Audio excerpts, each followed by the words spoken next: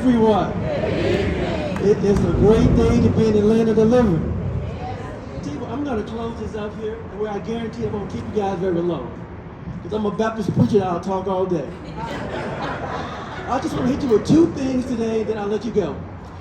Basically, when I was asked to speak today, Brother Franklin told me two things. He said, you can talk for 10 minutes, then you can talk less than 10 minutes, he had that in bold print. So I mean, talk less than 10. So tell Brother Franklin that I'm going to talk less than 10 minutes.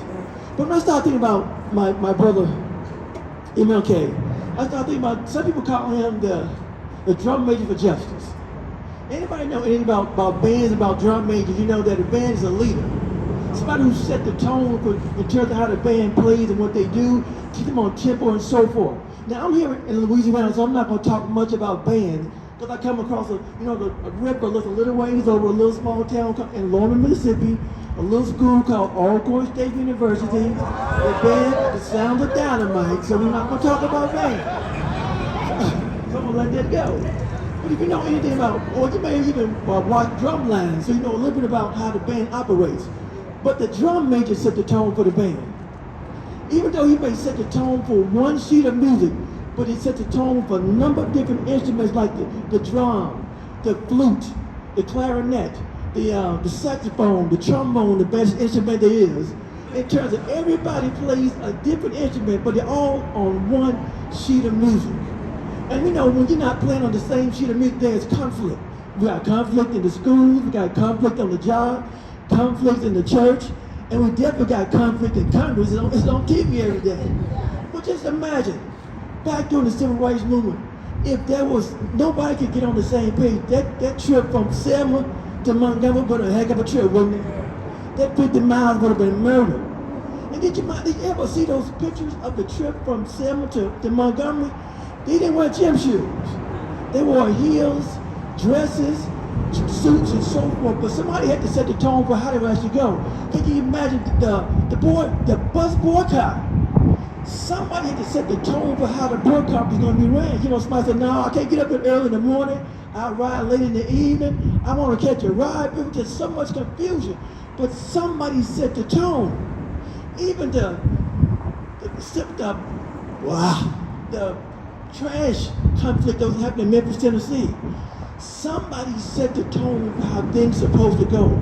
But if there is no one sheet of music and everybody doing their part, we can have some sweet sounding music. But if we don't, they'll have consistent conflict. So I ask you today, are you playing your part? Are you doing your part? Are you investing any money in the community? Are you giving up your time in the community? Are you counseling some young person? Is your fraternity or sorority doing anything to help the young people? Are you voting? Are you putting people in place that actually can do some change in these communities and not electing friends, family, and neighbors into these positions? It happens. But are we really doing our part? Let me ask just one quick question for you too. Why is it we always want to go and get a position as a teacher? Why not the teacher? Why not the principal? Why not the superintendent? Positions of leadership is where change is actually being made. Don't shoot for the average job. Shoot for a position of leadership so we can make the change. So somebody who's in office can actually set the tone for hiring the appropriate people. Making sure people get the appropriate raise they actually deserve. Treat everybody fairly and with respect regardless of what the job is. We are all human, we're grown folks trying to make a living, but if we have to be in a position and at the table, because if you're not at the table, you are on the table. And my last point is this. Now, most of you I'm sure know the name Maya Angelou. Now, I'm going to be honest with you, Maya had put some things out there that goes way over my head. But there's one poem that she actually wrote called I Know What a Caged Bird Sings. Beautiful. And that poem stuck to me. You guys know anything about birds, especially birds that sing. And caged birds are placed in a cage. They're limited what they can do, limited in terms of when they can get fed, when they can get water. And then on top of that, being in this cage, in a small environment, they actually cover the cage into complete darkness. And you know the amazing thing about that? When that bird is in complete darkness, that's when that bird sings at its perfect pitch. We have been in darkness for a number of years. We've been in darkness ever since they brought us over to America. We took us away from our homeland, took away from our beliefs, our customs, our way of life, brought us here in bondage and in slavery. And then we get here, they didn't treat us like humans. All the way up to the civil rights movement, where we only wanted to be treated fairly and with respect. They sick the dogs on us, turned the water hose on us, didn't want us to vote. But even in spite of being in darkness, guess what? We succeeded. You know why? Because I know we got doctors, we got lawyers, we got teachers, we got pastors, we got clergymen. We succeeded even in darkness. We moved. Even in darkness. Even in darkness, there is light. We just have to make sure that we do our part. Do you remember some of the songs that they sung during the civil rights movement? Freedom, oh freedom, we shall overcome. I shall not be moved. But today I leave you with one song I want you to sing in your own spirit.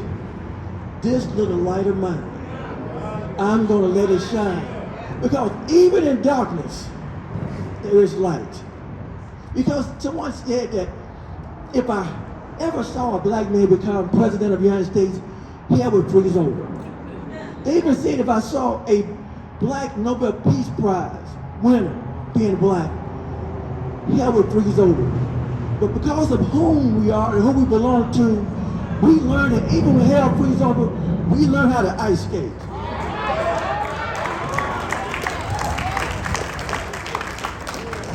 So I think that you even let your light shine, do your part, shoot for the top level, don't be average, and always give back 110%, and I guarantee you God will be behind you. Good day.